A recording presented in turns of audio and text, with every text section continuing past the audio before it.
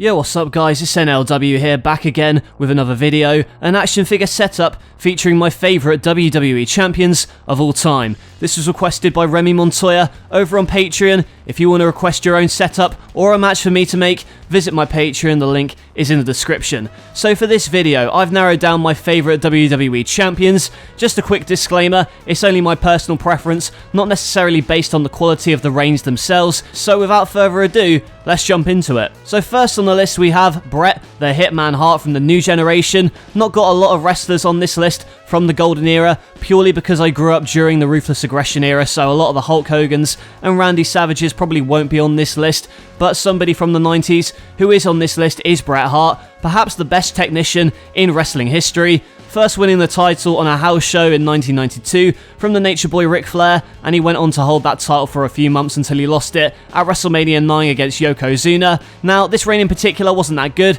however, he went on to win the title again at WrestleMania 10, competing in a great series of matches against Owen Hart, especially the one inside the steel cage at SummerSlam 94, and his final run came shortly before the Montreal Screwjob. The matches he put on in the middle of the decade were far superior to a lot of the other stuff going on in wrestling at the time, and it really prioritised work rate in his matches, so I appreciate that. Looking back at Bret Hart's matches, enjoyed his reigns thoroughly.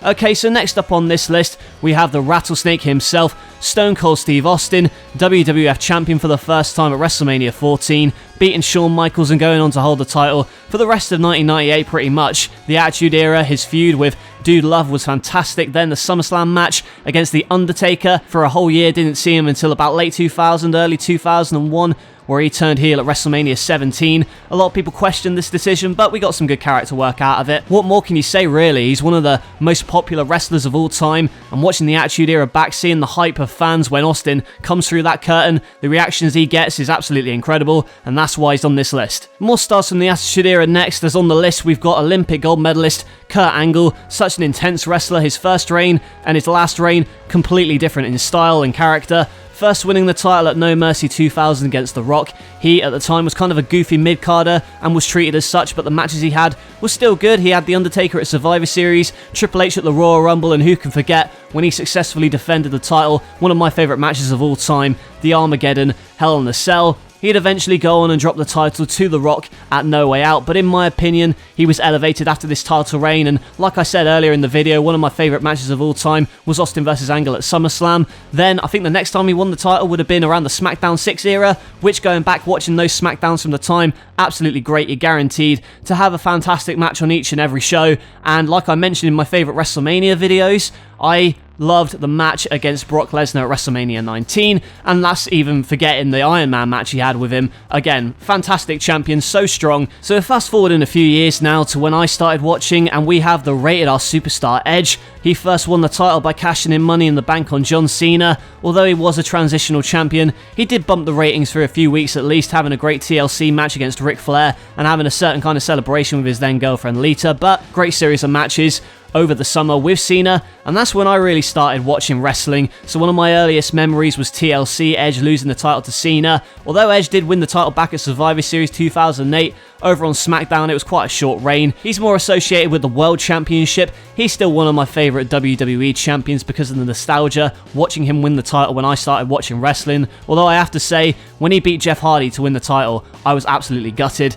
And speaking of, next on this list, we have the charismatic enigma, Jeff Hardy. He won the WWE Championship finally at Armageddon 2008.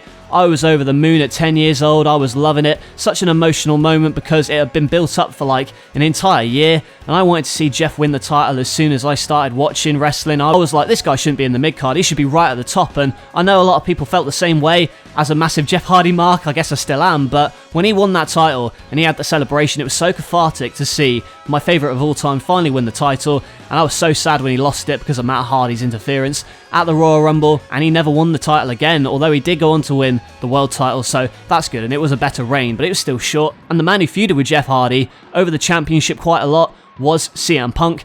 First won the title at Money in the Bank 2011, one of the best matches of all time against John Cena. We thought he'd walked out of the company, but it wasn't the case because he came back, lost the title but beat Del Rio at Survivor Series, and went on to hold the title for a record 434 days in that time. Had a great series of matches, had a TLC match, Chris Jericho, Street Fight at Extreme Rules, that was great. Daniel Bryan as well, those matches were top tier. Also, in autumn, faced Cena a bit, faced Ryback, that wasn't too good, and then finally lost the title to The Rock. He may have taken a backseat to John Cena. A lot of his reign was still nice to see. It is unfortunate, though, that he wasn't featured in more high-profile feuds. Then again, at the time, you only really had Chris Jericho, John Cena, then you had Sheamus and Randy Orton and all that, but they were busy fighting over the World Heavyweight Championship, so I guess it's understandable why he might have been pushed to the mid-card. Regardless, though, a historic reign and one of my favourites of all time. Next up, we have the face that runs the place, AJ Styles, the phenomenal one. I associate him a lot with the SmackDown era of 2016, one of my favourite eras to watch in wrestling. A phenomenal show with a phenomenal champion. He won the title at Backlash against Dean Ambrose, also went on to defeat Ambrose and Cena in a triple threat at No Mercy, and had one of my favourite TLC matches of all time against Ambrose. He lost the title to Cena at the Royal Rumble, but it was still a great match nonetheless. And then you fast forward a few months and he saves us from the modern day Maharaja, Jinder Mahal, winning the title in the UK. Held the title for a record-setting year, facing the likes of Brock Lesnar, Kevin Owens, Shinsuke Nakamura and Samoa Joe. Finally lost the title to Daniel Bryan, had a great series of matches with him. Although AJ may not have been in the main event and perhaps the matches sometimes didn't live up to the hype. I'm talking about, the match against Nakamura at WrestleMania, which I was in attendance for, but sometimes they're all still good. AJ's a fantastic wrestler, and purely from an in-ring standpoint, that's why he's on this list as one of my favourite champions of all time. Speaking of, Daniel Bryan, the man who beat AJ for the title, is the next person on this list. And similar to Jeff Hardy, it felt so cathartic seeing him win the title for the first time at SummerSlam, even though he got backstabbed by Triple H immediately after. Luckily though, Bryan had the fans rally behind him, propelling him into the main event of WrestleMania 30, making Batista tap out and winning the title. And it sucks his reign got cut short due to injury. He eventually did have to retire, but he came back and I was there to witness his return at WrestleMania 34, and somehow his second reign was even better than his first. He was a heel, the planet's champion, great promos, and had a great match with AJ Styles at TLC, defended it in one of my favourite Elimination Chamber matches ever, featuring Kofi Kingston, just about losing that match, and then went on to have a great match at Fastlane in a triple threat against Ali and Kevin Owens, and then the culmination of Kofi Mania at WrestleMania 35. Kofi finally beating Bryan. Bryan proved in that time he's good as a face, good as a heel, and great at putting over talent like he did for Kofi. And let's talk about that, shall we? My next person on this list is Kofi Kingston. Same reason as Daniel Bryan, it was a fantastic story heading into WrestleMania. Kofi finally winning the big one, breaking down barriers, and it was about damn time. I hope that Big E wins the title eventually too, but we shall see. Kofi may not have had the most exciting title matches, but every single one was solid and good, and I don't think he had a bad match. He may not have had a great match in his reign, which is a shame, but I think the matches he had against, Kevin Owens, that Money in the Bank, I believe that was very good. The matches he had against Dolph Ziggler, pretty good too. The Orton series was fun. I have to say, Kofi, his matches made me feel like a kid again, It was a very ruthless aggression style. I don't exactly know how to put it, but it gave me that kind of energy. Didn't matter if there were 10 Canadian Destroyers per match, like every indie these days, but each match had its own story with Kofi fighting the odds, and I really enjoyed it. I was digging it, and they shouldn't have made him lose the title in 8 seconds to Lesnar. That sucks, but now they don't mention he was champion at all, and they made a star right there. And now he's back to tagging with Xavier Woods, so I hope that Big E can slot in that place and win the world title in a singles run, then boost the New Day up again, but it is what it is. Kofi, though, still one of my favourite champions of all time.